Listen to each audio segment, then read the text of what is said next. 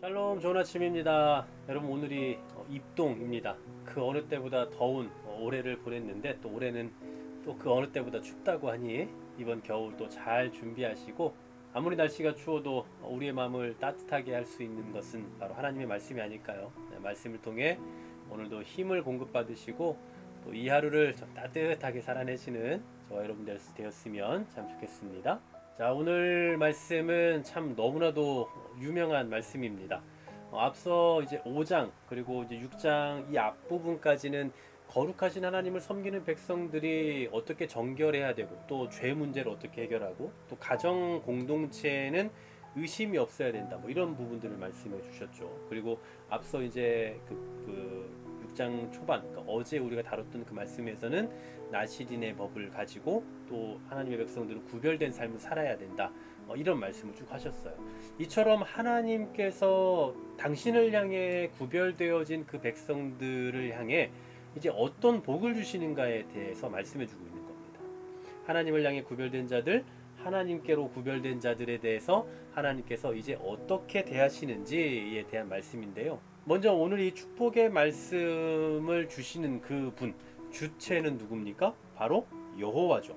계속해서 여호와께서 말씀하시고요. 여호와는 하나님께서 복을 주시는 분이다 라는 것을 아주 명확하게 보여주고 있는 겁니다. 자, 특히 27절에 보시면 그들은 이같이 내 이름으로 이스라엘 자손에게 축복할지니, 자, 그들은 누굽니까? 그 당시에 제사장이에요. 제사장들이 하나님의 이름으로 이스라엘 자손에게 축복을 하겠지만, 그러나 궁극적으로 그 복을 주시는 분은 누굽니까?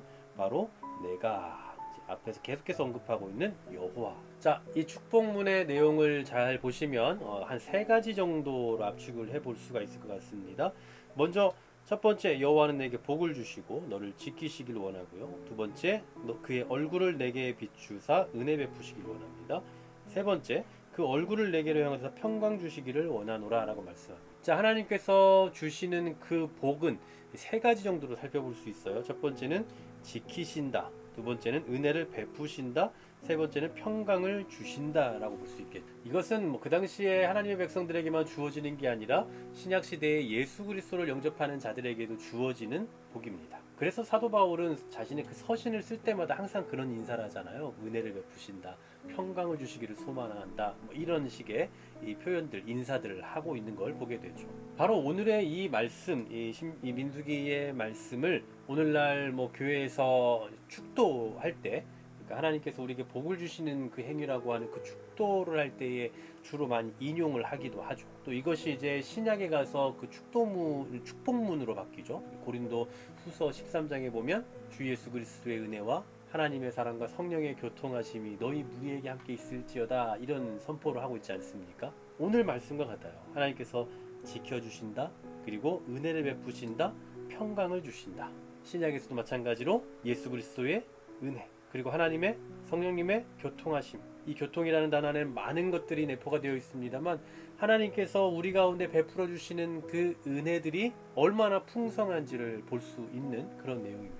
바로 이제 예배 시간 마지막에 하는 그 축도가 이제 이런 내용들을 토대로 하는 거잖아요. 그때 이제 성도들이 다 함께 아멘으로 화답한다라는 것은 주 예수 그리스도의 은혜, 그리고 하나님의 사랑, 성령님의 교통하심이 진정으로 영원토록 우리 가운데 있기를 바라는 그 간절함을 담은 그런 표현 혹은 고백이라고 할 수 있을 것 같습니다. 여러분, 바라기는 오늘 이 복과 이 은혜가 오늘 이 말씀을 나누고 있는 여러분들에게 넘쳐나기를 간절히 소망합니다. 여러분, 하나님은요 우리에게 이렇게 하기를 원하세요. 오늘 본문에 보시면 계속해서 반복적으로 어떤 말씀을 하고 있는지 보십시오.